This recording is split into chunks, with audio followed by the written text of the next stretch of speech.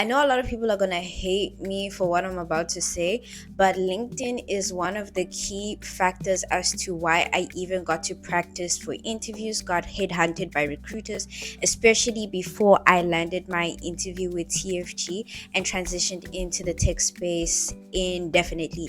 So, today we're going to talk about LinkedIn and what it has done for me and what it could do for you if you optimize your LinkedIn efficiently. Hi, if you're new here, my name is Jennifer. I'm a full-time data analyst and a full-time IT baddie. In this channel, we do all things tech related, tech roles, vlogs, you name it. So if you like what you hear and see, don't forget to click subscribe, like, comment, share, and do all of the nice things as we get into today's lesson.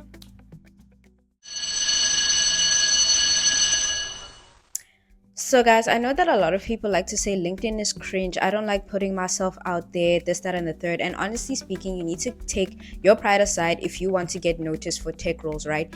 A lot of the times, CVs get thrown out because of the ATS system. So, that is like an automatic system that kind of like tracks certain keywords. And a lot of companies use different types of ATS systems. So, your CV might not always get it right.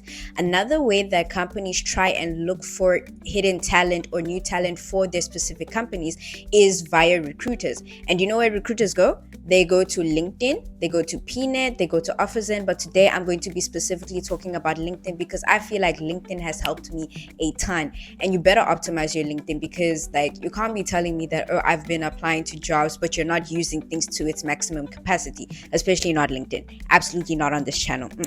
And remember, guys, that LinkedIn is basically an online CV. And when it comes to recruiters, do not assume that they're going to have a heart and try and figure out what your CV or your LinkedIn is trying to portray. You want to make sure that your LinkedIn is as simplistic as possible and it gets straight to the point, even your CV. So remember that like when recruiters look at CVs and also your LinkedIn, they take about a few seconds to scroll and see what role you're trying to apply for. If they don't understand your LinkedIn, they're scrolling past. If they don't understand your CV, they're throwing it out. So make sure that if you're targeting specific roles, you put the specific skill sets that you've learned for that specific role that you're targeting, and you also make sure that it's absolutely clear what roles you're targeting. For example, I remember that when I started and I was still in the microbiology space, trying to transition into the tech space, I would have like microbiologist slash data analyst, and that's already confusing as a header because like what am I trying to aim for? Am I trying to aim for microbiology? Am I trying to aim for data analytics? And I've seen a lot of people who want me to review their LinkedIn, and their LinkedIn is just confusing to me because if I don't even understand what you're trying to apply for, imagine a recruiter who has to go through thousands of like CVs and hidden talent every day. They're not going to pick your LinkedIn or your CV. So you have to make it as simplistic as possible. For instance, if like you're applying for data analytics roles, I want to see data and analyst enthusiast on your header. I want to see something related to data analytics. If you're applying for software development, same thing goes. Cybersecurity, same thing goes.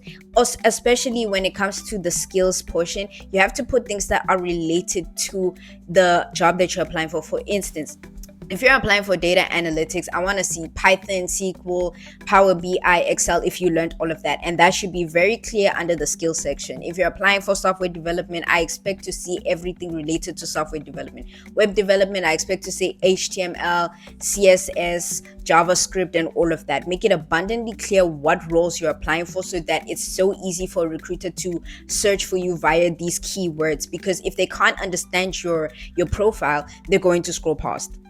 Another tip that I can offer you is that try and connect with people who are in your immediate university circle, and also try and connect with people who are either in the industry that you're looking for or the job that you're looking for, or other enthusiasts, right? So for instance, if you're trying to transition into the tech space as a data analyst, then try and connect with other people who are doing the same thing, or try and connect with people who are already data analysts. Reason being is that number one, recruiters will be able to see that these are mutuals of yours, and they might actually reach out to you as a result because number one, you're active, so it shows them that you're active, and number two, because of that mutual circle in there, they might reach out to you because of that. Not only that, but also I do like LinkedIn because when you do connect with certain people, they actually are willing to give you advice if you DM them and just ask them nicely.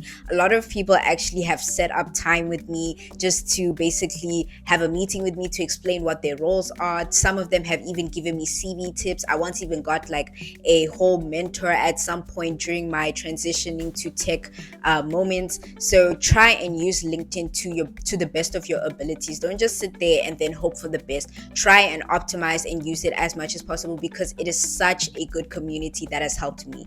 Also, another thing that I am going to add after your skills section, also remember, just make sure that you add your certificates, your projects that are related to the role that you're trying to apply to. Remember that hiring managers also do look at your LinkedIn, and sometimes they actually do look at these projects that you post on GitHub, and then they might invite you to interviews and then question you on said projects just to see if you know what you're talking about. So remember, advertising yourself is key because you don't want to only rely on a CV that could be rejected by an ATS system. Also put yourself out there on LinkedIn, okay?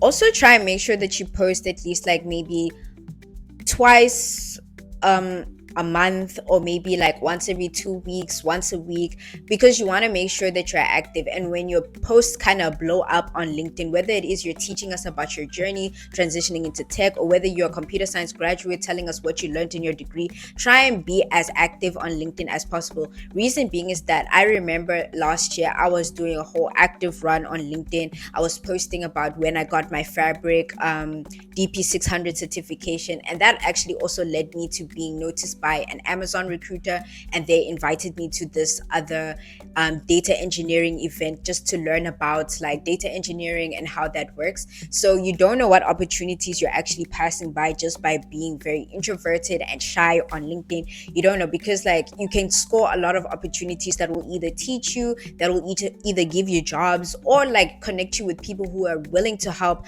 optimize your CV for a specific role that you're applying for. So don't sleep on LinkedIn. And I think that's all the tips that I have for today. So stop making LinkedIn cringe and make the cringe work for you, okay? And yeah, that's all I have for today. So remember, guys, homework, subscribe, like, share, and do all of the things. And I shall see you next week with another video.